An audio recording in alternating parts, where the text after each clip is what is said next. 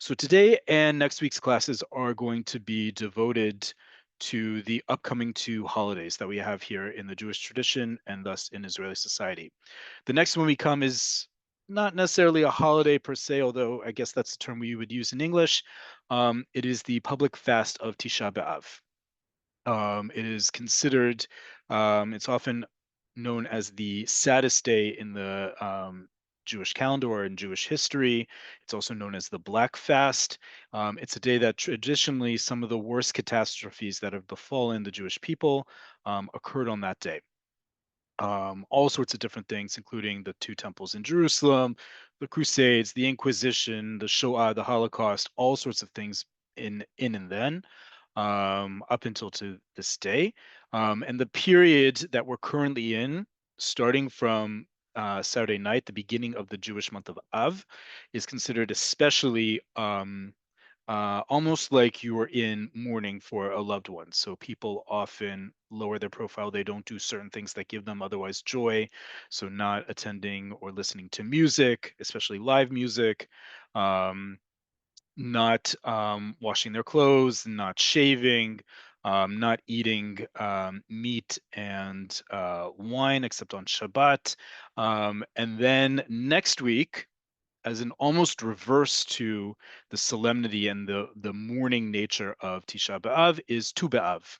Tu B'Av is known as the Jewish Valentine's Day, which is almost the complete opposite in terms of feeling. It's a joyful day that has been attested to for at least 2,000 years in our history. Um, and we're going to talk about both those holidays in their general um, I guess themes we'll call them, and how they deal with everyday life. So what are we talking about today? Our tradition tells us that the second temple in Jerusalem was destroyed because of sinat chinam. Many of you have probably heard that before. You've heard that reason. You probably heard those terms sinat chinam before. Sinat chinam, by the way, a review of our class several weeks ago on compound nouns is a compound noun comprised of two words, sin'ah and chinam. The second word, chinam, in modern Hebrew means free. Not free like freedom, but free as in without pay, right? If something is chinam, it means you don't pay for it or you don't have to pay for it. Sin'ah translates to hate or hatred. And so what we're going to look at today are the words that we use in everyday Hebrew for love, for hate, and everything in the middle. We do a lot here in Cafe Oleh on emotional awareness. We did that a few weeks ago. We're going to do it again as we get closer to the anniversary of Hashiva Be'October, the 7th of October, because to move to a new country, no matter how much we think we know Israel and Israeli society and what it means to live here, it's a difference. And anyone who makes Aliyah will tell you that between visiting here and living here full time. And part of that being successful and setting you up for success is having the emotional self-awareness and the communication tools needed and the words needed to express how you're doing. Because also, let's face it, to live in a place full time means that it's not always going to be amazing. And even if it's amazing, you need to know what the words are. Not everything is going to be tov. That's the same in your life wherever you live around the world, and that's certainly the case in Israel. Just like not everything is going to be ra, the opposite of tov. Tov is bad, Tov is good, Ra is bad, right? So today we're going to talk about um, words that have to do with love and hate and all in the middle, because we have quite a lot. And just like we did the other week about identities and communities and words not to use, I'm going to teach you words that may feel uncomfortable. You may not ever want to use these words. I know those personality types and I love those personality types. I only want to be surrounded by positive things. Well, that's great. The reality, however, as we unfortunately know, is that Israeli society isn't always filled with that. And sometimes you're going to encounter experiences or people or things that aren't going to be of that same energy level as you. You're going to need to know what those words are. Not telling you to use them, but you are going to definitely need to know what people are saying to you or around you to understand. With that, let's get started. As always, I'm going to share with you the vocab spreadsheet for the week. You're welcome to old school pen and paper, screenshot, sit back and relax because all of you will get a copy of this spreadsheet along with a recording of the video. At the top of the hour, I'll answer some questions and talk to you about next week's class that has everything to do with the Jewish Valentine's Day, but not how you think or maybe thinking. Speaking of which, let's talk about love. Hebrew has a lot of words for love. And a lot of them come from the exact same root. Remember, we've talked about this over and over again. We'll always come back to this.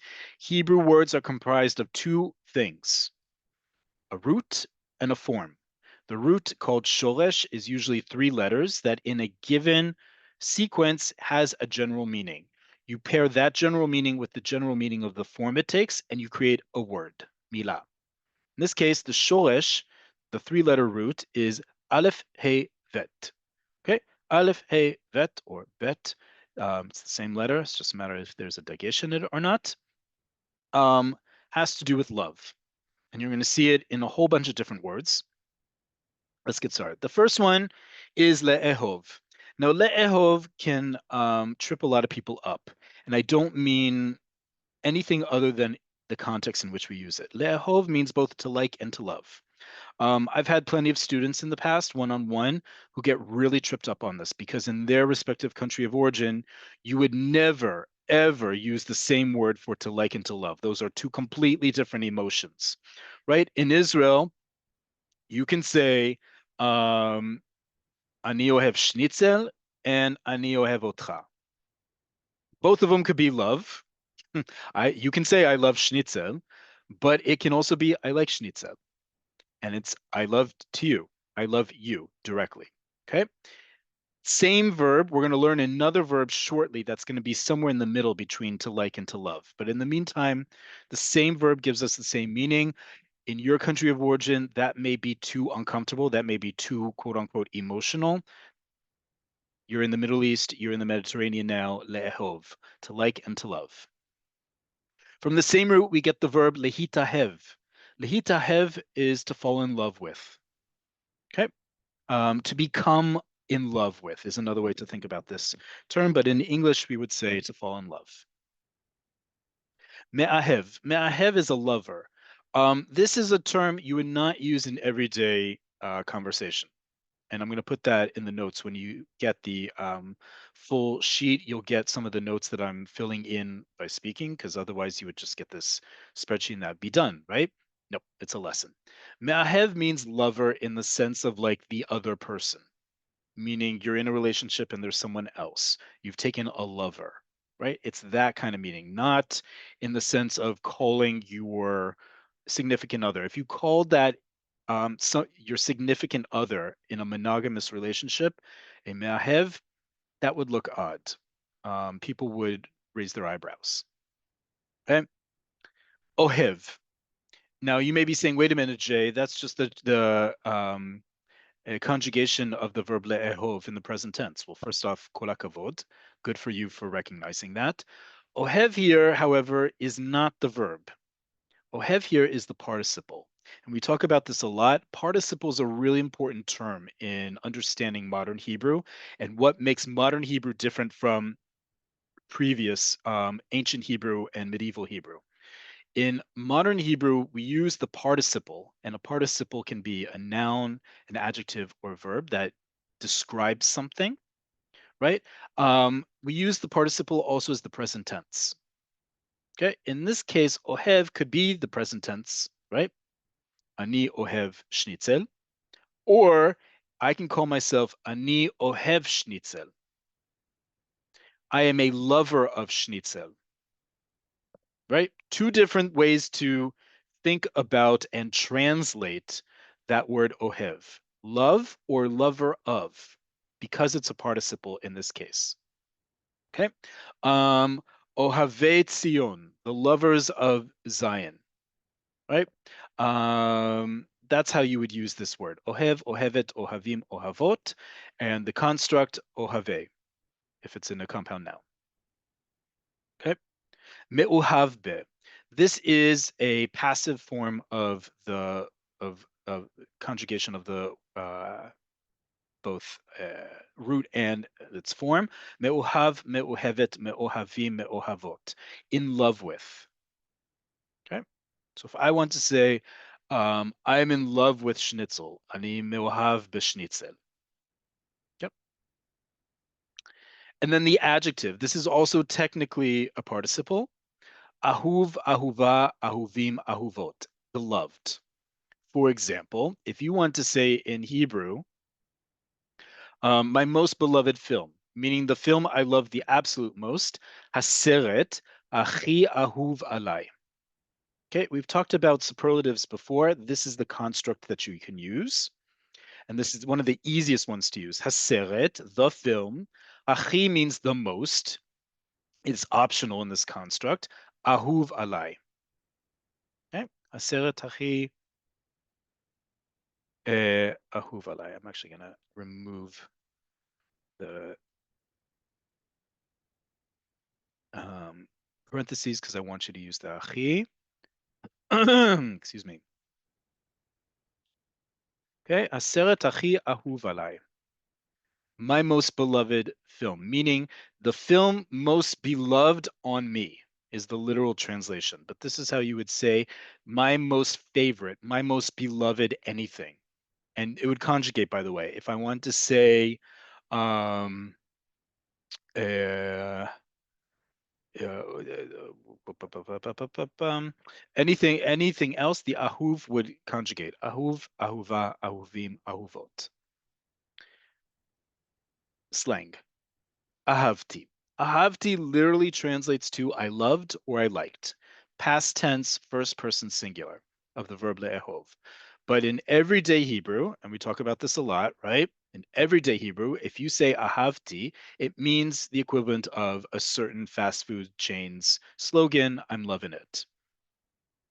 You're at a restaurant and the waiter or waitress asks you, Echa ochel, how's the food? You can say ahavti.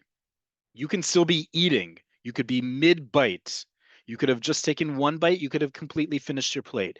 So long as you're still doing it, or even right after, ahavti. I loved it. But also, I'm loving it. I'm currently enjoying it. Okay? Anything. Um, ahavti et ma she'amarta. That would be the easiest way to use this, right? I loved what you said. Okay, that would be the traditional literal translation of ahavti, past tense, first person singular. I loved what you said. But ahavti as a one-liner or one-word reply can also mean in both present and past tense. I'm liking it. I'm loving it. Okay. And finally, ahava, love. Right? That's the noun of our word here. So I said we were talking about love, hate, and everything else. We're going to talk about the everything else in just a minute, but I'm going to introduce you to another root that has to do with like and love that you may be familiar with, you may have never heard before. And that is our root chet bet bet. Chet bet bet gives us a couple important words that we use all the time. The first one is lechabev. I've taught you this word before. It's a really important word. This is the verb that falls somewhere between le'ehov, meaning to like, and le'ehov, meaning to love. Lechabev is best translated for my American English fellow Americans as to like. Right? If you say to someone, "Ani mechabev otcha," or "Ani mechabevet otach," or however you want to, whatever your gender preferences are, it means I like you, meaning I like you more than a friend. I'm not necessarily in love with you. And by using lechabev, I'm also knowing I'm not speaking to a family relative, right? Le'ehov is reserved for love, both in a family way and in a romantic way. Lechabev is on the road to romance. Okay? To like someone, to lechabev mishu, means that you're interested in them romantically. Okay? From that, we get a couple interesting words. Chiba, a great word. Chiba means affection. Okay? Some of you may know another word that comes from the same root.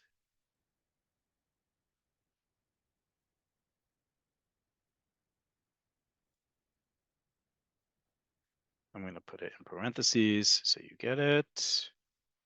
Oh,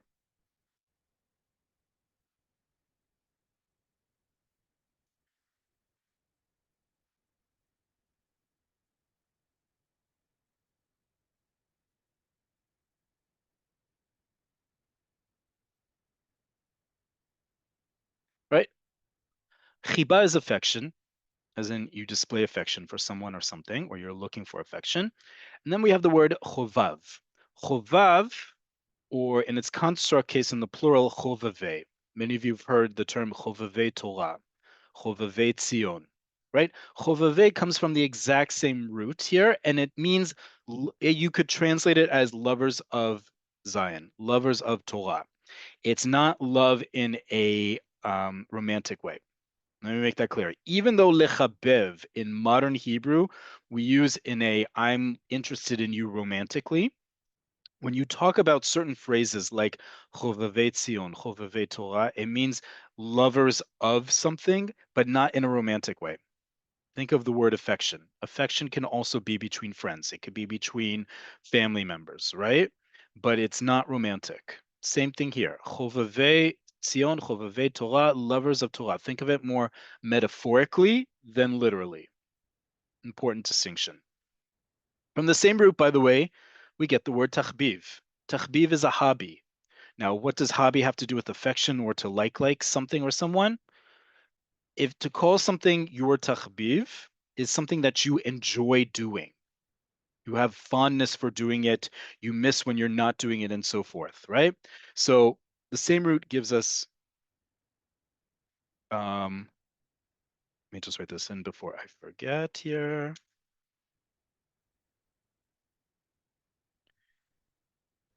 Metaphorically, of course.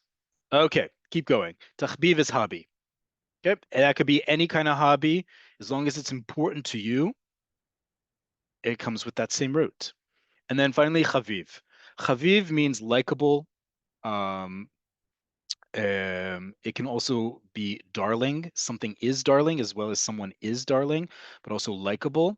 You call something chaviv, that's obviously a positive thing. Chaviv, if you haven't gotten it already, this root, lechabev, chiba, choveve, tachbiv, chaviv, is the same that we find in other Semitic languages, most notably in Arabic. The word that we use also in Hebrew slang, habibi, right? Habibi in Arabic, Habibi in Hebrew, means my dear one, my darling in that respect. But again, in a non-romantic way. It can also be have feelings like that, but it's also used in a platonic way. Same thing in Hebrew, Chaviv, Habib. Okay, a few more words. If we're going way on the extreme of the love versus hate um, spectrum, if we go to the more extreme side, we get words like duda and chuka, both meaning passion. Duda is an older word. It shares the word also refers to a lot of different things in Hebrew. Most importantly, it refers to, and I'm going to need my Harry Potter fans to raise up their heads for this part. Duda is the Hebrew word for the mandrake root, which appears in Tanakh, in the Torah, in the Bible, which is known to have aphrodisiac properties.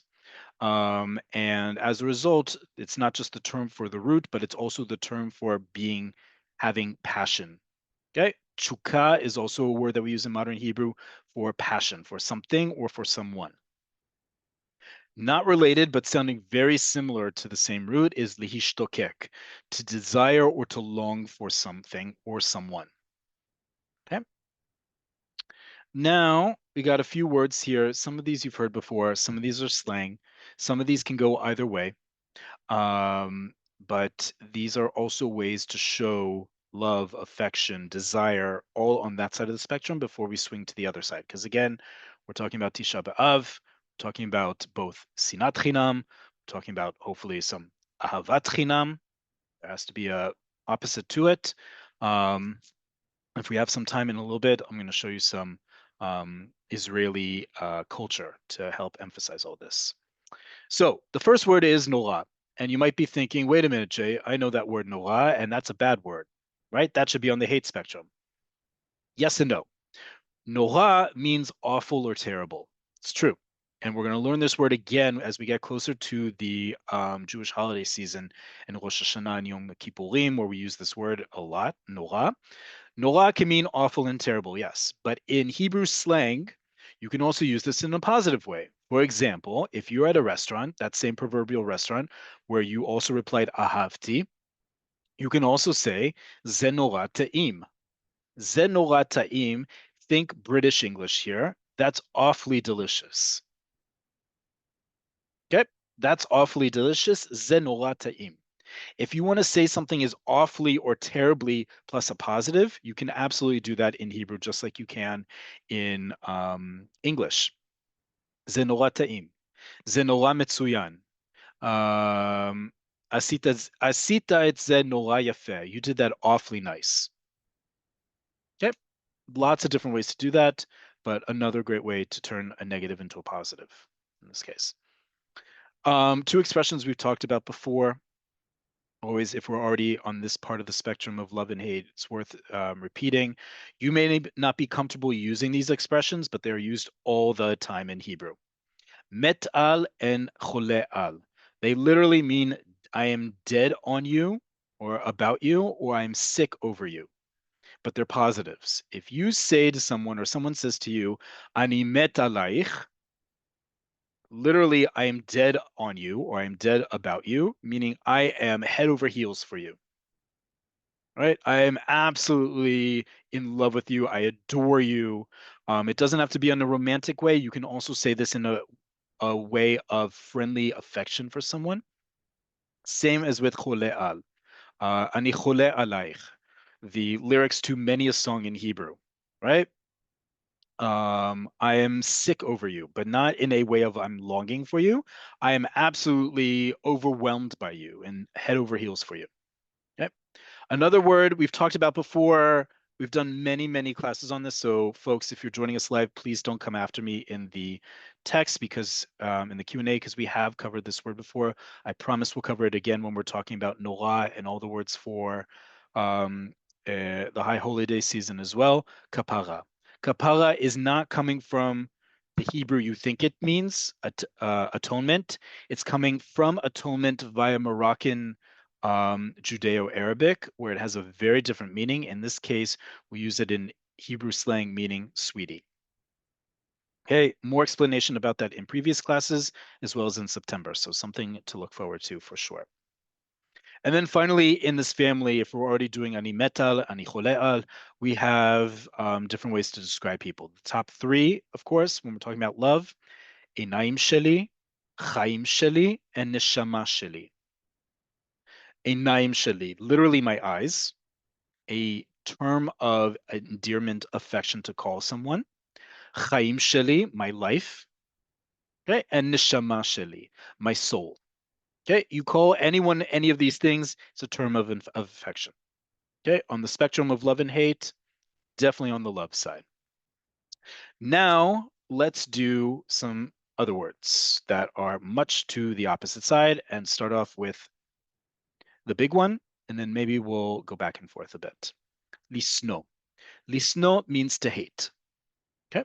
The root sin nun aleph has to do with hate. In this case, lisno, to hate. Sin'a is hate and hatred. And sanu, just like we had ahuv, sanu is hated. If something or someone is hated, sanu. Okay, sanu, snu'a, snu'im, snu'ot. Okay. A little bit of a pause, because as much as we're talking about sinat chinam in these days and all sorts of other things, a little pause to give us a little bit more wiggle room, perhaps, on the spectrum, which is the verb and the shoresh, more specifically the shoresh samech bet lamed. Samech bet lamed gives us words like sevel, suffering, and lisbol, to suffer. But in Hebrew, we can also use this term in a much more ambiguous way vis-a-vis love and hate, such as the expression ani lo soveloto. Okay, ani lo soveloto literally translates as I cannot suffer him, or not can't. I do not suffer him. But it's best translated as I can't stand him. Right? If you say ani lo soveloto, it means I don't have the patience inside of me to deal with him. Now you're thinking to yourself, wait a minute, because Jay, you just told me that the verb is lispol, to suffer. And yes, we get a great adjective out of the same root, bilti nisbal, insufferable. But the same root gives us the words sovlanut, tolerance, and savlanut, patience. So when we understand the word lisbol, it's not quite to suffer in the way that we're thinking in English. It's more like to stand something, right? As in anilo soveloto, I can't stand him, or I can't stand him, as we would say in English, right? That's more the meaning here, is that I don't have the patience, I don't have the savlanut, I don't have the sovlanut to deal with that person. Okay, this, by the way, conjugates anilo sovelet, sovlim, sovlot, oto, ota, otcha, and so forth. Okay, a great somewhere in the middle. By the way, another in the middle term I didn't put in here is, just as I said, le'ehov and lisno, it could also be ani lo ohev, right? Just as we hopefully tell our kids or ourselves or each other that you can say, I don't like something without saying, I hate it, right? Reserving hate for things that you really, really hate. And in the meantime, you can simply say, ani lo ohev, I don't like it, or I don't love it. Right?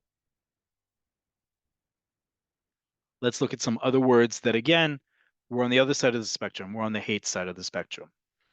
These are words that you're unfortunately going to hear, just like in any society, but you're going to hear them here in Hebrew. Painful as it may be, these words exist. The actual actions do exist as well. What we do with that, I leave that to you after this class. Okay. First one is oinut. Oinut means hostility. If you were here during most of the last year and a half, we're watching Israeli TV live, and there would be an alert on the TV, and it would say Kli Tais Oyen. A Kli Tais, an aerial vehicle, Oyen, hostile, right? And that usually referred to a drone attack from any whichwhere direction, right? Oinut, hostility. Okay. Next word. Sorry, just one second. Tina. Tina is a grudge. Think of sin'ah that just won't go away. Tina. Shesa is a tear or a rupture. Pilug is a rift. And hasata, incitement. All these words, unfortunately, we've used in the last few years to describe within Israeli society. Right? When we talk that the second temple was destroyed because of sinat chinam, we're talking about from within the Jewish community living in the land of Israel, right? And so these words also describe then. Unfortunately, they can describe us at times now. Not always, thank God, but enough times to know it. A few more words to increase your vocabulary about love and hate and everything in between, and how to more fully describe, right? Because when we're talking about love and hate, we're also talking about relating to one another. So we have a bunch of verbs here that you can use to make that connection or perhaps disconnect. Lechaber and lehitchaber. We've talked about these verbs before. Lechaber is to connect, lehitchaber to get connected. The opposite being linatek. Linatek is to disconnect, lehitnatek to get disconnected. Lehosif is to add, lehorid or leotzi is to take away or to subtract. Litmoch is to support. Lekabetz or lekanes is to gather together. And lehafrid or lehipared is to separate. To separate. Separate.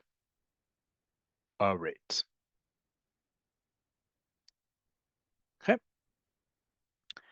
Words that have a lot of power in them, words that obviously have more meaning in general lately, but especially as the lead up to both Tisha B'Av and Tu B'Av, both next week. So with that, I want to take a break before I answer some questions, as I see we have a bunch in the Q&A,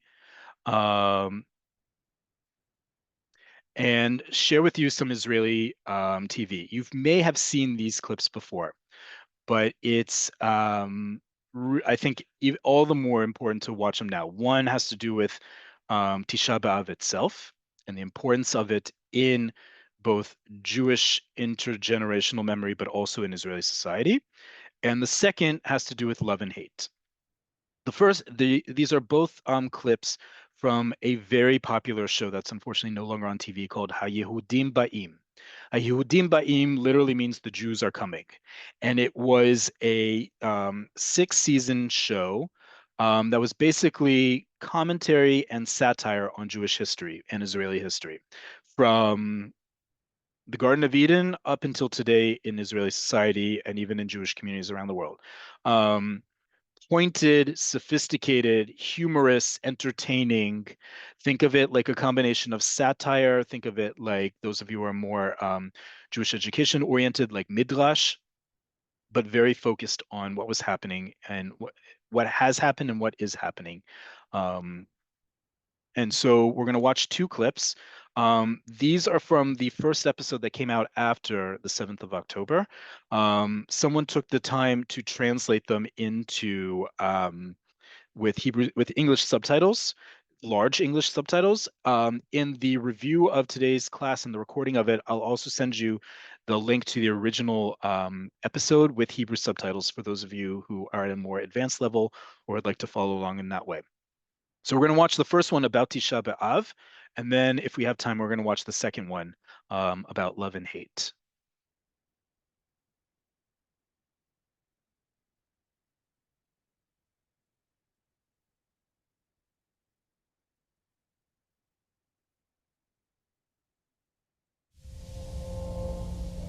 זה היה בבוקר של תשעה באב. התעוררנו מרעש מחריד. לא הבנו מה קורה. עד שהבנו, אז הרומאים התחילו לשרוף את המקדש. ותוך רגע הם מילאו את הרחובות, התחלנו לשמוע צעקות מרחוק, אז סגרנו את החלונות, נעלנו את הדלתות, וישבנו בשקט בלי להוציא מילה. ואז שמענו צרחות מהבית ליד. הבנו שפרצו לבית של השכנים שלנו. משפחה נחמדה, האבא היה המוהל של הקהילה, הוא עשה לבן שלי את הברית. שמענו אותם צועקים, עד שלא שמענו יותר כלום. חשבנו לברוח ליער, אבל כל מי שניסה לברוח גילה שפשוט אי אפשר. הם חיכו ברחובות ותפסו כל מי שיצא החוצה מהבית. השלג התערבב עם הדם. אנחנו חיכינו שמישהו יבוא לעזור לנו. המשטרה, הצבא, מישהו, אבל אף אחד לא בא. התפללנו לאלוהים, אבל גם הוא לא בא. הרגשנו כל כך לבד. ואז הם באו ודפקו אצלנו על החלונות, אז מהר לקחנו את הילדים, תפסנו אותם, רצנו לכיוון הגג. יכולנו לראות את כל הבתים מסביב, הכל אש, הכל שרוף. ראינו את הפנים שלהם, של האנשים שעד אתמול קנינו אצלם ירקות, הופכים לחיות אדם. הם היו באקסטזה, הם ניפצו את החלונות הרעבה. ראיתי אותם שורפים את החנות של אחותי, אחר כך עולים ושורפים את הבית כנסת, והכל היה מלא עשן וסמוכיות, לא חשבתי שבני אדם מסוגלים לעשות דברים כאלה. זה היה כאילו להסתכל על הרוע האנושי בעיניים. הם ידעו בדיוק לאיזה בתים להיכנס, כי הם סימנו אותם בצבע אדום. הקטנה שלי שאלה אותי אם הם הולכים לרצוח גם אותנו. לא ידעתי מה להגיד לה. אמרתי לה, לפחות אנחנו ביחד. כולם שואלים. Everyone up till now is part of the ensemble cast of HaYehudim Ba'im. This is not an actress. אם נצליח לחיות עם זה, אנחנו חייבים איכשהו להמשיך הלאה, לאט לאט, להתחיל לבנות מחדש. את כל מה שהם הרסו, את כל מה שהם שרפו. את המשפחות, את הקהילות, את העם. כי אנחנו לא הולכים לשום מקום. אנחנו נמשיך לחיות פה. נמשיך לחיות בשביל כל מי שאיבדנו, בשביל הילדים שלנו. אנחנו נהיה בסדר. בפנים עמוק, אני יודעת את זה. רק אם הייתי יכולה לראות עוד פעם אחת את אחותי. הבן שלי. את האח שלי. את האחיין שלי. את אבא שלי. את אמא שלי. רק עוד חיבוק אחד.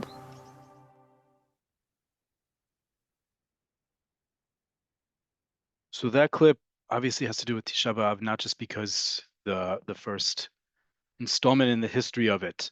But in the theme and power behind it, we're going to watch the beginning of that episode, which again was the first one after Shiva October, the 7th of October. And the person who's speaking to you, if you can't figure it out with his stuttering voice and his robe and his staff, is Moshe, is Moses. And he's a recurring character, obviously, in talking about Jewish history and satire, where he appears before Bnei Israel, the Israelites in the desert, and it's a recurring joke, not just joke because it's also reflecting his attitude towards the Israelites, and he calls them on the TV show often Am Shel Kakot. Right? Am means nation or people of kakot. You can figure out what that word means, even if you don't speak a drop of Hebrew. And that's going to be an important understanding because you're going to see a turn of phrase that's as much about the power of this show as it is a powerful clip that you're going to see. So just one sec. Set it up.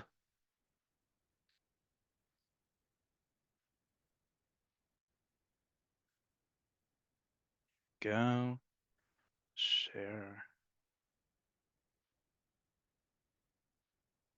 עם ישראל היקר, אני באתי לכאן כדי לבקש מכם סליחה.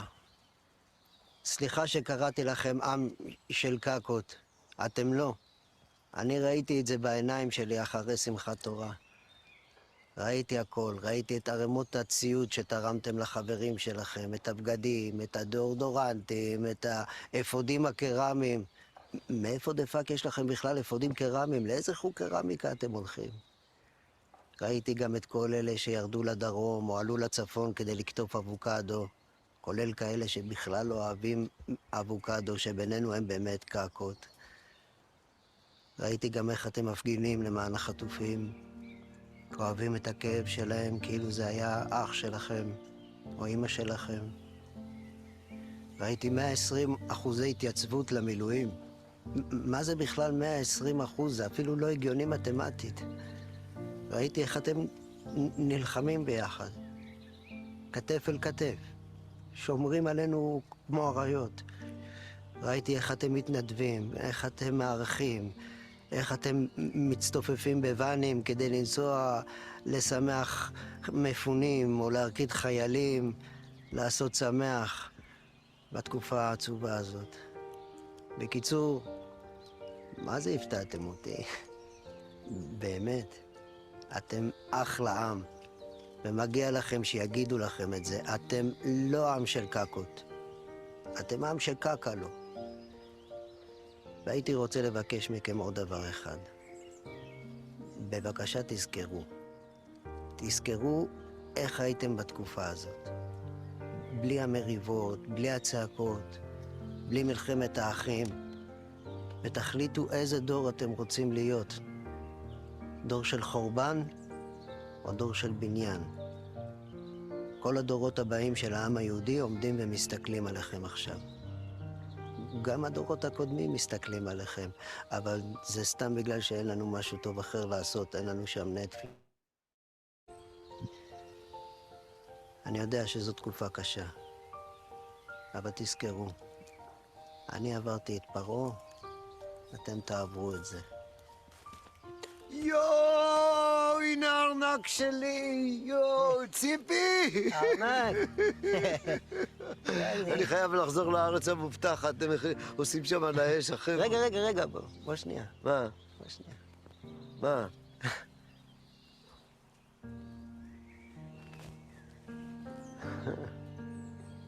אני אוהב אותך.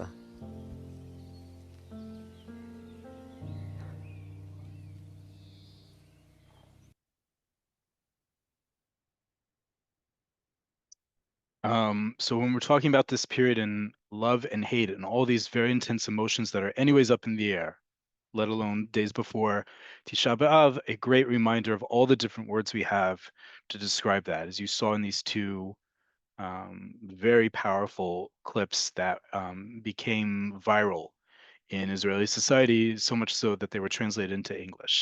We'll send you both of those clips along with the original Hebrew that you can watch it as well. All right, with the time we have left, I see we have a bunch of Q&A. Before I get to the Q&A, first off, toda rabah, thank you all for joining. We're now at 316 participants. Once again, the world's largest regularly scheduled Hebrew class and Israeli culture class. So toda rabah, thank you all for joining. Next week, like I said, we're going to focus on Tu B'Av. Now, you're going to ask me, wait a minute, Jay, you said that Tu B'Av is Jewish Valentine's Day, and you talked about love here quite a lot. And you're right, I did. Tu B'Av is something else. Tu B'Av is not just the Jewish day, Valentine's Day, or the Day of Love, as we often call it in Hebrew.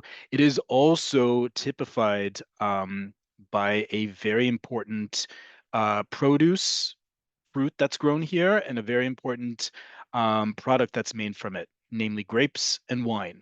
Next week is going to be all about staying hydrated. It is hot out. This is also the height of grape season, and thus grape harvest, and thus winemaking season. If you're in Israel, you've already probably seen lots and lots of ads for upcoming wine festivals, and we'll even talk about it as well. But we're going to stretch the topic just like we stretched it tonight to talk about all things staying hydrated in this heat during Tu B'Av and even afterwards, whether it's alcoholic, non-alcoholic, how to order coffee in Israel. Most people have to find that out by accident. All the different things you need to stay healthy and hydrated here in Israel, and even happy as well. Mary. With that, some questions.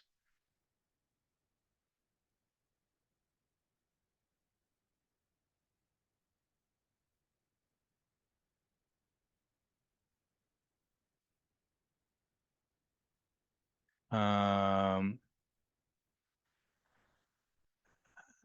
uh, uh, uh, um,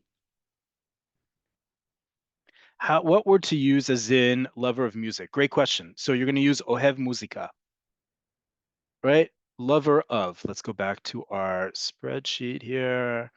Ohev, right? Ohev muzika. If you're male, you would say ohev muzika. You can say ani ohev muzika. I love music. Or you can simply write ohev muzika. Actually, you would say a lover of music if you were just talking about someone in general, but also ani ohev muzika. That can be I love music or I'm a lover of music. You can specify obviously what kind of music you want, but remember, present tense in Hebrew is ultimately a participle. So it can mean I love music or I am a lover of music. It means you're using the exact same word in two different contexts. Do you say my favorite film differently than my most beloved film? No.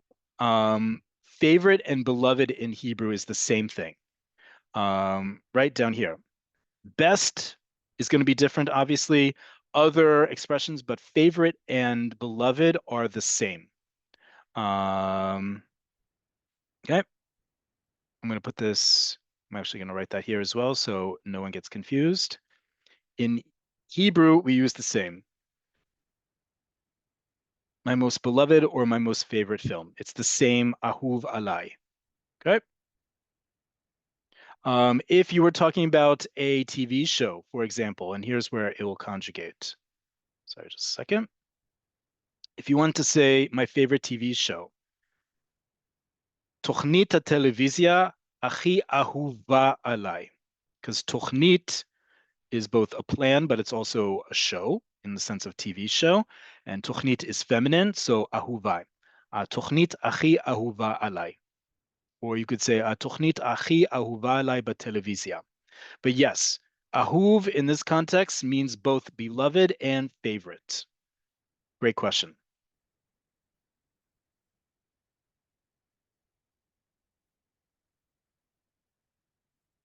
Do we use chaviv for children or chaviva? Chaviv is an adjective, folks. Let me write that in here so you know that it conjugates. Chaviv, chaviva, chavivim, chavivot. Okay. Does chabibi come from lechabev? It comes from the same Semitic root, but chabibi is Arabic. That has been incorporated into Israeli slang. Chaviv is Hebrew, likable or darling. Habib in Arabic means dear one, very similar meaning, the exact same root, so forth. What is the relationship between lehishtokek and lehitgagea? Great, great question. Lehishtokek means to desire or to long for. Lehitgagea means to miss. What's the difference between to long for and to miss something? Same question in English, same question in Hebrew. Lehishtokek obviously has a lot more passion behind it. Lehitgagea, you can miss something and obviously have emotions for it. But it's the difference between to long for versus to miss. Okay. I was in the shuk the other day and tasted a seller's babka. I liked it, but I didn't love it. Okay, and so I thought to say lo ahavti, meaning to say I didn't love it, but I think I offended her and she thought I was saying I didn't even like it at all. How would I have appropriately said what I wanted to? Great question.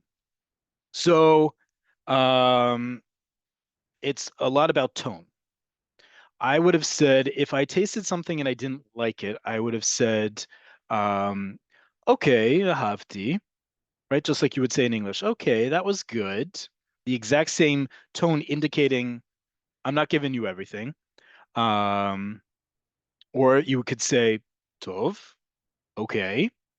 You could say savir, decent. Um, okay, lo kazeh ahavti. I didn't like that so much. But again, it's the sing song, it's the tone that indicates I'm not telling you your existence as a baker should be questioned. I'm just saying this isn't my personal taste, right? It's about the tone, just like you would in English. If you said lo ahavti, that would be a bit too brusque unless the person asked you, be brutally honest.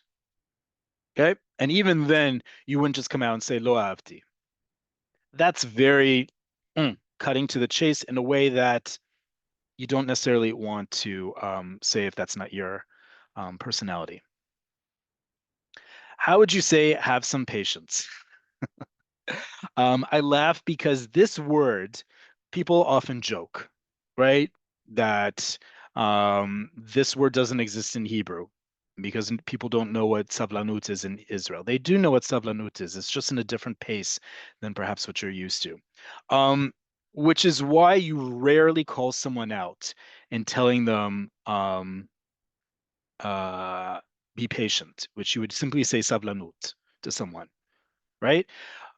Saying savlanut to someone is like I'm trying to think the equivalent of it.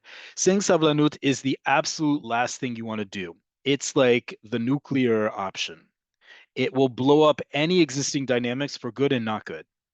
You rarely will hear someone calling someone else out to have sablanut, because oftentimes if you're telling someone to have sablanut, you yourself are lacking it. That's not to say you asking this question do, but it's to say we don't normally use that term unless absolutely necessary. I, for example, will use that if someone is stepping on my heels in a line that is either not moving or is moving at a decent pace, but they aren't paying attention enough and they just want to get to the front. And I will say to them, rega, rega, tzat savlanut. Wait a minute, tzat savlanut, a little bit of patience, right? And you'll often see their face go full white and pale because they'll be like, whoa, someone used the samech word. We don't use that word very often for that purpose. Can you use the word for sweetie when talking to your grandchildren, or is it a romantic word? Absolutely, you can use chaviv. Chaviv is a great word. It goes all the different ways, right? Chaviv can be likable or darling. Absolutely, you can use this for family members, particularly younger than you. You can use it to friends. Is oinut related to, I knew someone was going to ask this. Oinut is Hebrew. Oy vey is not Hebrew, folks, nor does it have Hebrew origins. We do use oy va'avoy in Hebrew, and there are people who say avoy comes from Hebrew. Oinut, however, is with an ayin. Remember, we've talked about this many a time before, right? In Hebrew, spelling is destiny. Just because it sounds alike, if it's spelled differently, it's an entirely different word. Just like up here, um, chuka and lishtokek sound familiar, sound similar, but they are from different roots. Oinut is with an ayin. Oy vey in Hebrew, or oy vavoy is how we would say in modern Hebrew, is spelled with an aleph. Ayin versus aleph, completely different words.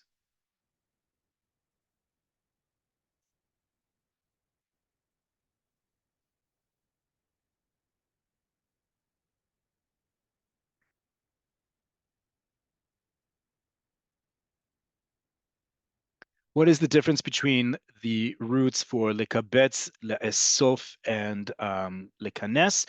They all have to do with gathering together. Lekabetz means to gather together. Lekanes means to enter together. Le'esof means to add together or to collect. So varying shades, just like we have in English as well. Why can't you use the word hobby for hobby in Hebrew? Hobby, because we have our own word. It's called tachbiv. Tachbiv is hobby in Hebrew. Why did the show go off the air? That's a good question. I don't know. But it was a very popular show. Hayudim Ba'in. Um, in the show Metumtemet, they use the expression buba a lot when referring to a boyfriend and girlfriend. What would the expression be? Buba, like in other languages, means a doll. In Hebrew, it means a doll. So if you call someone a buba, it's like doll face in English. Baby, sweetie, all those words of affection. Does modern Hebrew have an equivalent of the Greek origin suffix file, or are those words taken right from Greek? We don't. Ohev plus whatever you like is the equivalent, but we don't have a suffix that indicates lover of or fan of. Instead, we use the word ohev before the thing we are a lover of. How do you say blind date? So that's a great question. You usually just say blind date or can blind date. There we don't say like date rishon be'ivaron. They don't even the word date is date. So blind date for now, as far as it's used in everyday sense, we don't have a quote unquote full Hebrew term for it.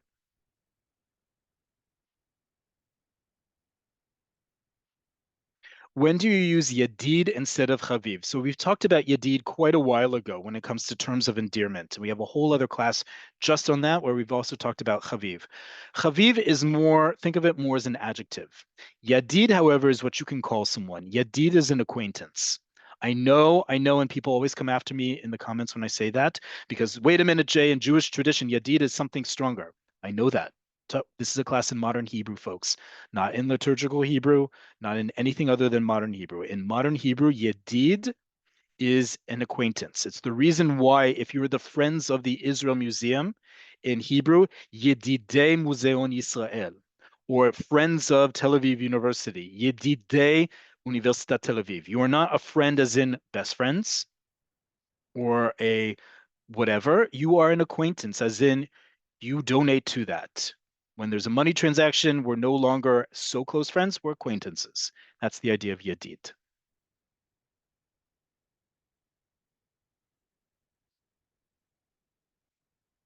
Um, Hostile versus enemy. Oyev is an enemy with an aleph. Oyen, hostile, adjective with an ayin. Remember, folks, again, spelling is destiny. Has to be spelled with the exact same root, even if in a different iteration in order to be related. But oyen and oyev only sound alike, but they are different words. If I were to pronounce it with the ayin, you would automatically hear the difference. You may not hear the difference, but all I have to do is look at the spelling. One is with an ayin, one is with an aleph, two different words, totally unrelated. They just happen to sound similar. Okay. With that, sorry, let me just check Q&A one last time.